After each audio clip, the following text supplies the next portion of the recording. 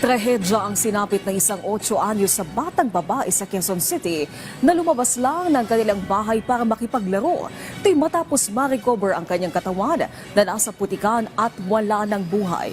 At ang tituring na suspect dito ay isang 13 anyos lang na lalaki sa eksklusibong panayam ng PTV sa tatay ng biktima.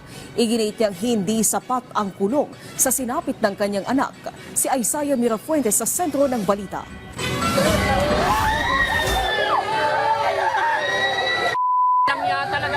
Ito ang eksena ng matagpuan ng katawan ng 8 taong gulang na si Kylie Joanna Lopez.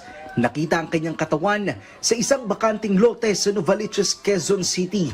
Wala ng buhay at nakababa ang salawal.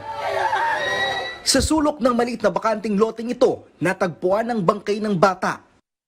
Sa kuha ng CCTV, Sabado ng hapon, makikita na kasama ng biktima ang isang 13 anyos na binatilyo. Kauwi lang daw ni Kylie noon sa kanilang bahay matapos magbenta ng kalakal. Muli lang siyang lumabas para makipaglaro. Pero ito na pala ang huling beses na makikita si Kylie.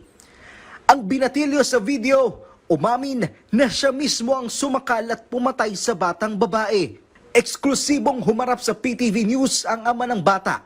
Para sa kanya, tila isang bangungot ang nangyari sa kanyang anak. Sino na yung magme-message sa akin? Sino na magbo-voice message na, Papa, I love you? Sino na magtatanong sa akin na, Papa, anong oras ka uuwi? Pag nasa trabaho ko. Labis ang kanyang paghihinagpis nang makitang wala ng buhay at nasa putikan ang kanyang anak. Nung nakita ko siya, ang isip ko agad, dapat sa akin nilang ginawa. Hindi na sana ako napakabata pa kasi. Na di pa siya namumulat ng gusto sa mundo. Ako kahit papaano, ano na yun, matagal na yung nilagi ko sa mundong ito eh. Kaya ayun. Hindi niya matanggap na ang suspect sa pagpatay sa biktima ay isang minor de edad na 13 anyos. Para sa kanya, hindi sapat ang kulong na parusa ng salarin. Sa totoong opinion ko, syempre mamatay na lang din siya. Kaya lang, may batas tayo.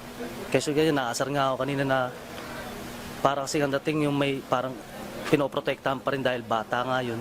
Maliban sa pinatay, ginahasa pa raw ang kanyang anak dahil nakababa na ang shorts nito ng matagpuan.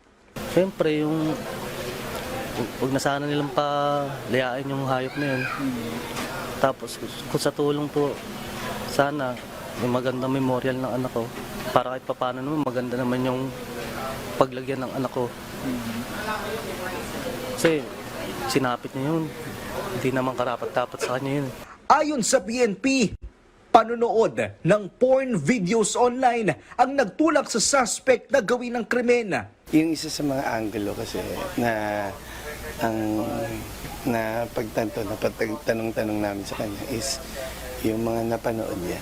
Napanood niya yung adult site na nakikita sa cellphone kasi sinabi niya sa cellphone niya before, tapos sa computer. He wants to experience and to know the thing na kung ano yung napapanood niya. Hawak na ng DSWD ang minor de edad para sa kasong murder. Isaiah Mirafuentes para sa Pambansang TV sa Bagong Pilipinas.